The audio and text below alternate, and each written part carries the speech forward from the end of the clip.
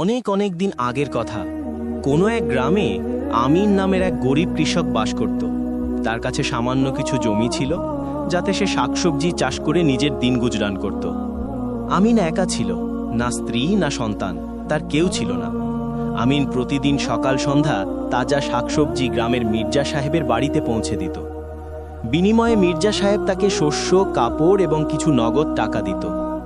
সে নিজের পরিশ্রমের উপার্জনে খুশি এবং সন্তুষ্ট ছিল এবং আল্লাহর শুকরিয়া আদায় করত। একদিন আমিন তার খেতে কাজ করছিল। দুপুরের সময় হয়ে এলো। সে ভাবল যে এখন কিছু খেয়ে দিয়ে একটু বিশ্রাম করি, তারপর জোহরের নামাজ পড়ে আমার কাজ শুরু করব। সেই সময় এক রাখাল, যার নাম ফিরোজ, তার ভেড়া বকরি নিয়ে তার ক্ষেতের পাশ দিয়ে যাচ্ছিল। আমিন তাকে দেখে নিজের সাথে খাবারে শরিক হতে এবং কিছুক্ষণ বিশ্রাম করার জন্য দাওয়াত দিল। ফিরোজ আমিনের কথা ফেলতে পারল না। সে সেখানে থেমে গেল। তার ভেড়া বকরি ক্ষেতের এদিক ওদিক চড়তে লাগলো। ফিরোজ খাবার খেয়ে বিশ্রামের জন্য নিজের পা ছড়িয়ে আমিনকে জানালো যে তার গ্রামে বৃষ্টি না হওয়ার কারণে লোকজন সবুজ এলাকার খোঁজেই বেরিয়ে পড়েছে। সেও সেই জন্য নিজের ভেড়া বকরি নিয়ে বের হয়েছে। ফিরোজের পালের মধ্যে এক ভালো জাতের ভেড়াও ছিল। তার চকচকে এবং নরম পশম খুব সুন্দর ছিল। ফিরোজ আমিনকে জানালো এই ভেড়াটি খুব বিরল জাতের। আমিন ফিরোজের কথা শুনতে থাকলো। এরই মধ্যে সে কিছু তরমুজ এবং কাঠও ফিরোজকে দিল। ফিরোজ বলল, ভাই, আমি খাবার পেট ভরে খেয়েছি। তোমার আতিথেয়তায় মন খুব খুশি হয়েছে। অস্বীকার করে তোমার মন ভাঙব না। এই ফল রেখে দিচ্ছি, সন্ধ্যায় খেয়ে নেব। কিছুক্ষণ বিশ্রাম করার পর ফিরোজ সেখান থেকে নিজের ভেড়া বকরি নিয়ে সামনে সফরের জন্য রওনা হয়ে গেল। সন্ধ্যায় নিজের কাজ শেষ করে আমিন তাজা শাকসবজি মির্জা সাহেবের জন্য নিয়ে এলো এবং তার বাড়িতে পৌঁছে দিয়ে নিজের কুঁড়ে ঘরে চলে এলো। পরদিন আমিন যখন নিজের খেতে পৌঁছালো, তখন সেখানে দামি পশমওয়ালা ভেড়াটিকে দেখে অবাক হয়ে গেল। সে ভাবল এই ভেড়াটি নিশ্চয়ই সেই ফিরোজের, যে গতকাল তার কাছে কিছুক্ষণ থেমেছিল। এই ভেড়াটি নিজের পাল থেকে বিচ্ছিন্ন হয়ে গেছে। আমি ফিরোজকে খুঁজে এর ভেড়াটি তাকে পৌঁছে দিই। সে এক উঁচু গাছে উঠে পড়ল এবং চারদিকে দূর দূরান্ত পর্যন্ত নজর বলালো, কিন্তু ফিরোজকে কোথাও দেখা গেল না। আমিন চিন্তিত হয়ে পড়ল যে এখন কি করবে। ভেড়াটি তার ক্ষেত থেকে বাইরে যাওয়ার নামই নিচ্ছিল না। আমিন মনে মনে ভাবল যে যদি ফিরোজ তার ভেড়াটি খুঁজতে খুঁজতে ফিরে আসে, তবে তাকে দিয়ে দেব। এটা ভেবে সে নিশ্চিন্ত হয়ে নিজের কাজে লেগে গেল। সন্ধ্যায় বাড়ি ফেরার সময় সে ভেড়াটিকেও নিজের সাথে নিয়ে এলো, যাতে রাতে কোনো বন্য জন্তু শিকার না হয়ে যায়। গ্রামবাসী উন্নত পশমওয়ালা এই ভালো জাতের ভেড়া দেখে অবাক হয়ে গেল। তারা আজ পর্যন্ত এত সুন্দর ভেড়া দেখেনি। ধীরে ধীরে এই ভেড়ার খ্যাতি মির্জা সাহেবের কারে পৌঁছালো। মির্জা সাহেব আমিনকে ডেকে বলল, এই ভেড়াটি খুব উন্নত জাতের, ওটা আমাকে দিয়ে দাও, আমি ওটার পশমের শেরওয়ানি বানাবো। আমিন অস্বীকার করে বলল, মির্জা সাহেব, এই ভেড়া আমার নয়। ওর মালিক আসবে তো আমি তাকে ফেরত দিয়ে দেব। মির্জা সাহেব বলল, ওর মালিকের আশার অনে এতক্ষণে চলে আসতো। সে জানে না কত দূর পৌঁছে গেছে। একটা ভেড়ার জন্য সব পাল ছেড়ে এখানে কিভাবে আসবে? ভালো এটাই যে এই ভেড়া আমাকে দিয়ে দাও, আমি তোমাকে তার উপযুক্ত পারিশ্রমিক দেব। কিন্তু আমিন নিজের কথায় অটল রইল যে এই ভেড়া তার কাছে অন্যের আমানত এবং সে তাতে খিয়ানত করবে না। মির্জা সাহেবের তার কথায় খুব রাগ হলো, কিন্তু সে কিছু বলতে পারল না। এই বছর আমিন হজে যাওয়ার ইচ্ছা করল। সে নিজের পরিশ্রমের সামান্য টাকা জমিয়ে বেশ কিছু টাকা জমা করেছিল। কিন্তু প্রশ্ন এটা ছিল যে তার অনুপস্থিতিতে ভেড়ার দেখাশোনা এবং হেফাজত কে করবে। অনেক ভাবার পর তার মনে হলো যে কেননা ভেড়াটিকে মির্জা সাহেবের কাছে রেখে দেওয়া যাক। সেও অবশ্য একটি ভেড়াটিকে পছন্দ করে।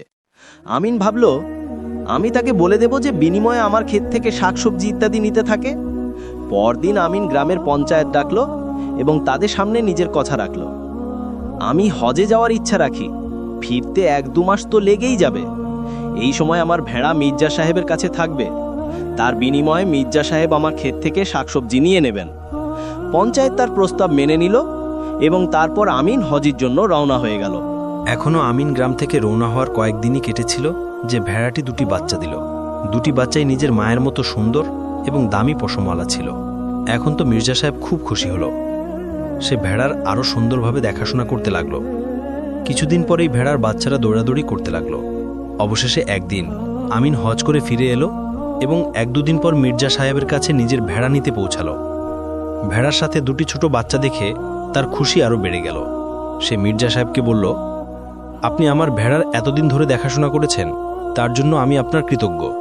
এখন আমার ভেড়া এবং তার বাচ্চা আমাকে নিয়ে যেতে দিন।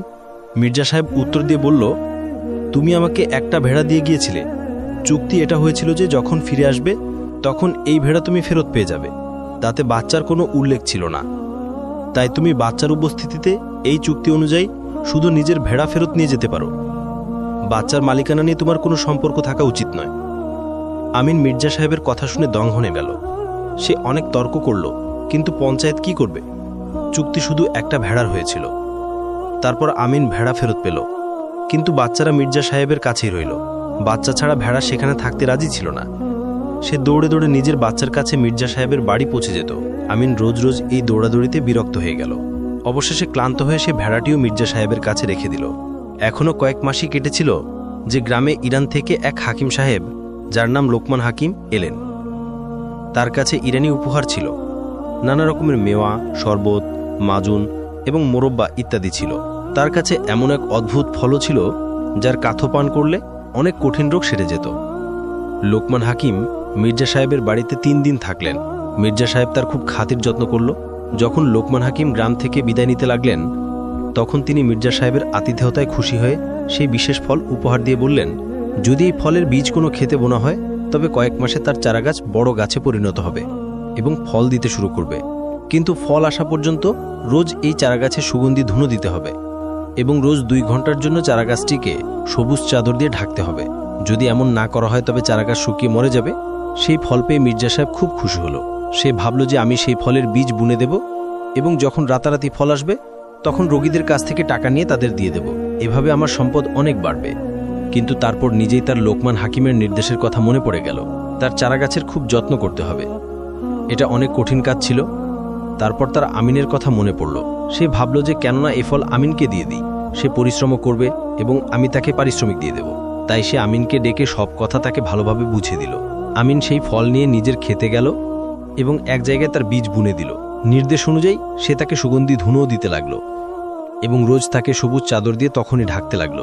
চারাগাছ ধীরে ধীরে বাড়তে লাগলো এবং 6 মাস পর তাতে ফলও এলো।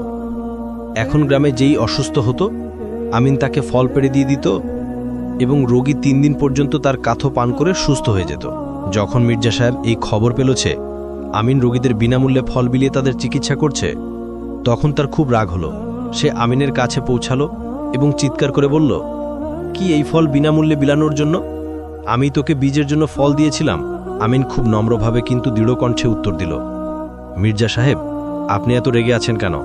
আপনি আমাকে একটা ফল দান করেছিলেন, একটা মাত্র ফল। সেই ফল আপনার, আপনি ওটা নিয়ে যেতে পারেন, কিন্তু বাকি সব ফল এবং এই গাছ আমার। আমি ওগুলোর কি করি? বিনামূল্যে বিলাই বা বিক্রি করি, তাতে আপনার কোনো সম্পর্ক থাকা উচিত নয়।